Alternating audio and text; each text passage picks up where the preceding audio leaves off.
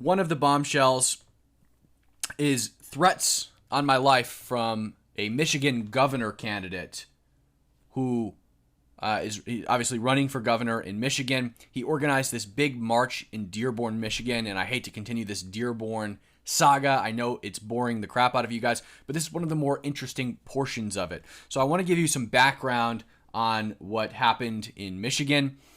Dearborn specifically, there was this march initially organized by Anthony Hudson, the guy who was running for governor.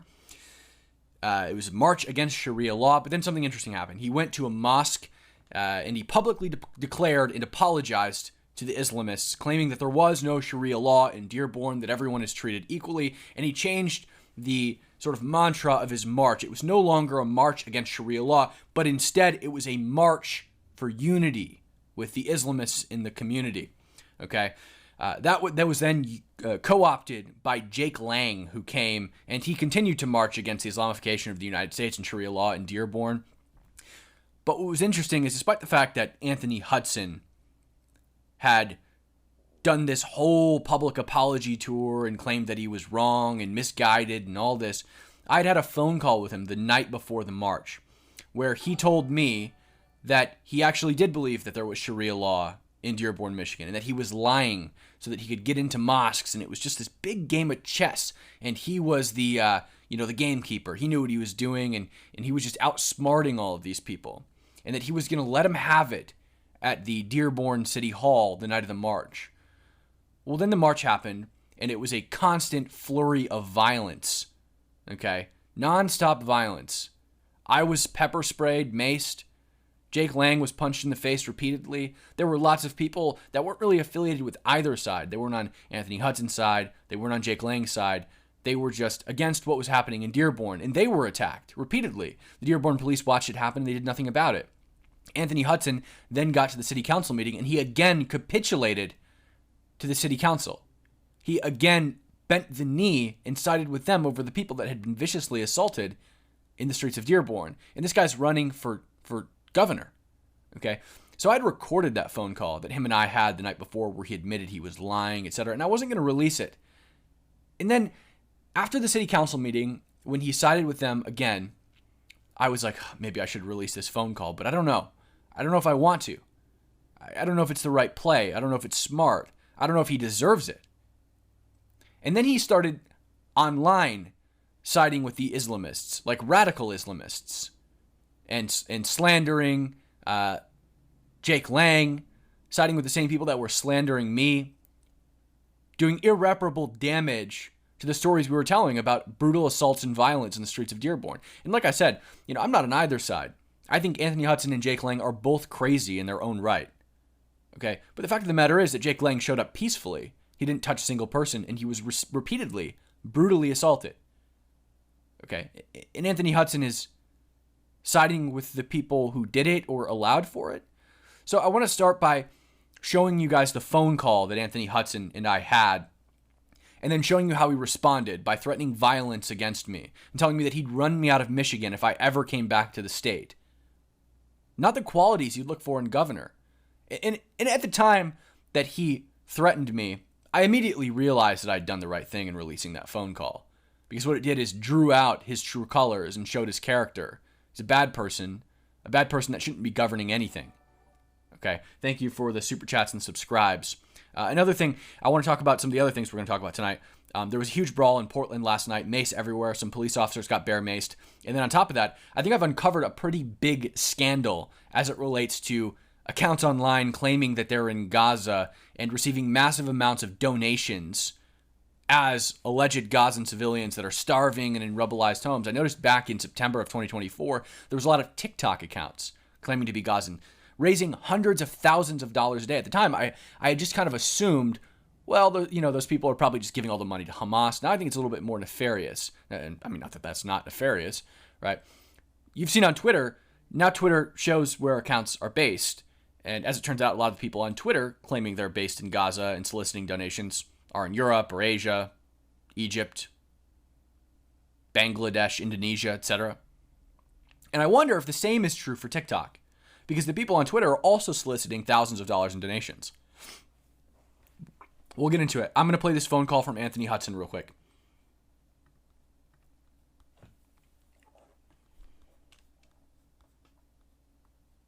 off a lot of Michiganders. And it's like sometimes you just gotta play chess while they're playing checkers, right? Sometimes you have to outsmart your opponent. Yeah. We did what we did to have the access that we had. Yeah. Right? Oh, nice. And now you guys go up there and they're like, oh no, the guy that put on the walk, he canceled. All good. Bullshit. I've been putting it out everywhere. See you Patriots tomorrow. That apology in a mosque. But the truth of it is sometimes you just have to outsmart them. And if you want access to talk to the imams to see what they're thinking, what's in their mind, or how they're expressing their religion to their people, you got to have access to get back there. If you're going in there going, hey, fuck you guys, we're going to get rid of Islam and blah, blah, blah, they're not going to let you anywhere close. That's a good point, yeah. So what? So people are mad at me, and I'm telling them, listen, just have a little faith. Maybe I'm being strategic. Maybe I have something planned. Yeah. But you won't know until tomorrow. Yeah. So real quick, what's the story with Jake Lang or whatever? He is such an idiot, man. One of his supporters knows me or supports me, and the neutral guy had my contact information. He sent it to Jake Lang a week ago this past Saturday, and Jake texts me and goes, I'm doing an event in Dearborn tomorrow on Sunday. I want you to come down. I might need some help with security. And I said, I'm nobody's security, boy. I don't know who you think you're talking to. I'm running for governor. I'm not going to be your security. And he's like, well, this is right up your alley, and I know you're coming down here on the 18th. I need you to come down here. So I looked into him. I looked him up. I looked at his content, and I messaged him and said, nope, not doing it, dude. You're a complete contradiction of what I'm trying to do. I don't want no part of it, dude. And he's like, fuck you. You're a racist, and your actions deserve discipline. I said, here's my address. If you want to discipline me, come on over. And he didn't do anything, but what he did do is go online and make that video of him burning a Quran and tagging my name on it as if he and I are associates. Wow. I've never met him. I don't know him. Okay. So I had to denounce him right away, and he's still planning on going out there burning a Quran, and if he does it and incites a riot, then he'll go to jail. That's on him, not on me. Yeah. Wow. Yeah. I mean, I'm going out there to walk, America strong, Michigan first, Yeah. We're not going to tolerate this shit, and I still plan to ban Sharia law as the next governor in Michigan, and, we're going to make a statement, but I wasn't going to put all my cards on the table, you know? Yep. Yeah. So it's like the Kenny Rogers song. You got to know when to hold them, know when to fold them. Yeah. Know when to walk away. Yeah. I think I just aged myself to you guys because you're younger than me. Oh, I know that song. I know that song. So, yeah, I may be a truck driver, but, I'm not stupid. And I think I'll smooth a lot of people over that are kind of upset with me right now after tomorrow. But, I can always go back and say, listen, guys, this was the plan all along. The whole Sharia law thing, a woman doesn't even have an opinion. She's supposed to submit to her husband. Yeah. She can't touch another man unless it's her dad or her husband. Yeah. Well, Muhammad said that a woman's testimony is worth only half that of a man's because of the deficiency of her mind. So. Yeah. So, there's a lot. But then they combat Sharia law because they have titty bars and liquor stores and business owners that are women yelling at men, telling them how to do their job, which is a violation. It's a contradiction of Sharia law. Yeah. But there's other factors of Sharia law that they do practice behind closed doors, and we can't see that. We can never prove that. Yeah. Right? Totally.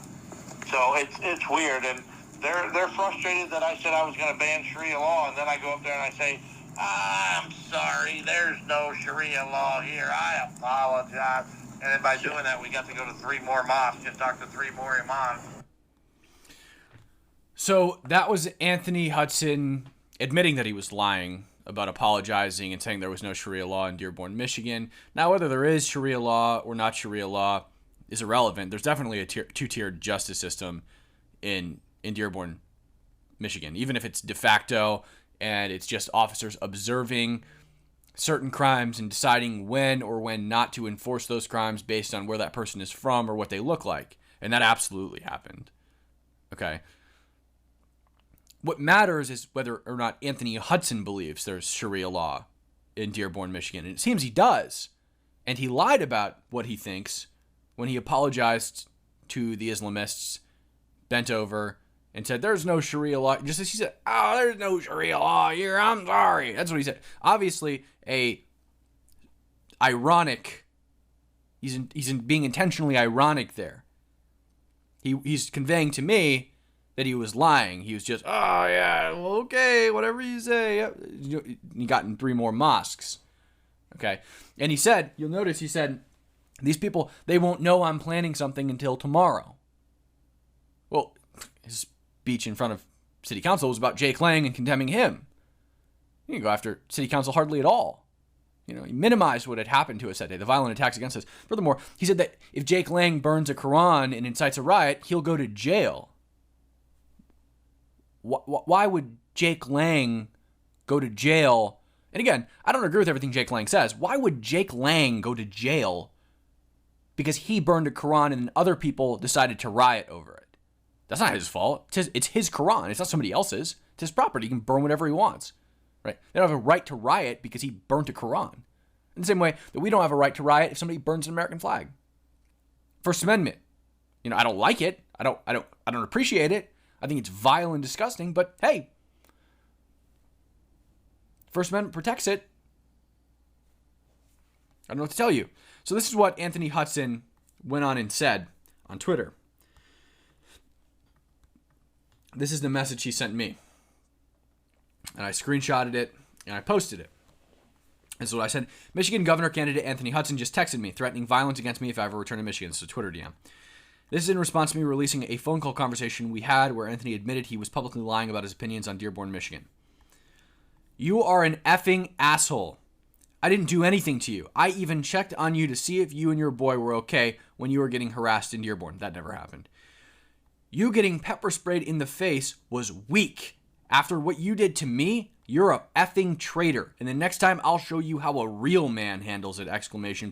You're a coward and a crybaby. And I think you're a pussy. If you come back to my state again, I'll make sure we run your ass out of here. Call my bluff. This is what I tried to respond to him with, but he blocked me, so I couldn't. You're threatening me? You capitulated to a violent mob of militants who harassed, attacked, stoned, maced, punched, shoved, and robbed individuals in Dearborn. Introspection, Anthony. I'll be back in Michigan whenever I please. Then, something else happened. I found out he blocked me, but I used a second account to check out his posts. We'll play a video real quick, and then I'll show you the comments below it.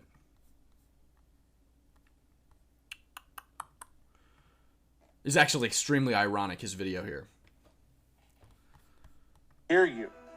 I understand and appreciate your frustration. But giving me death threats or threats to my family is not the way to go about it. You're forgetting what it's like to be an American. You're forgetting what that flag stands for.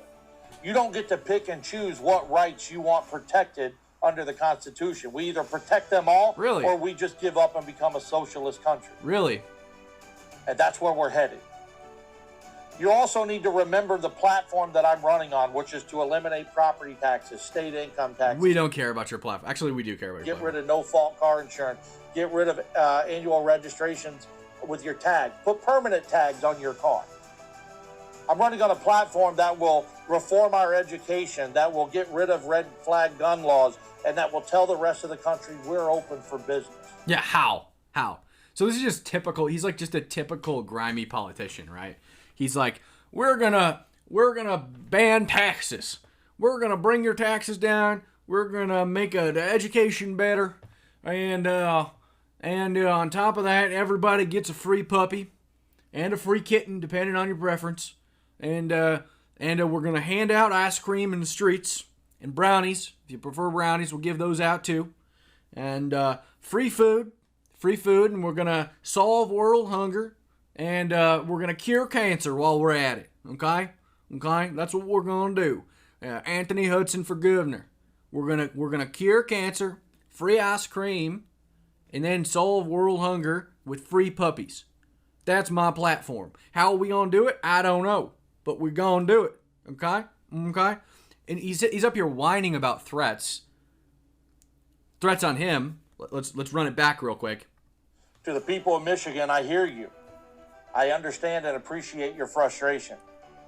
But giving me death threats or threats to my family is not the way to go about it. You're forgetting what it's like to be an American. Okay. So because they're threatening you, they're forgetting what it's like to be an American? Now, I agree with you. I agree with that statement. But then, what the hell is this? What is this then? Are you forgetting what it's like to be an American, Mr. Anthony? I'll make sure we run your ass out of here. Call my bluff. I'll show you how a real man handles it. That pepper spray in the face was weak. I think you're forgetting what it's like to be an American, Mr. Anthony.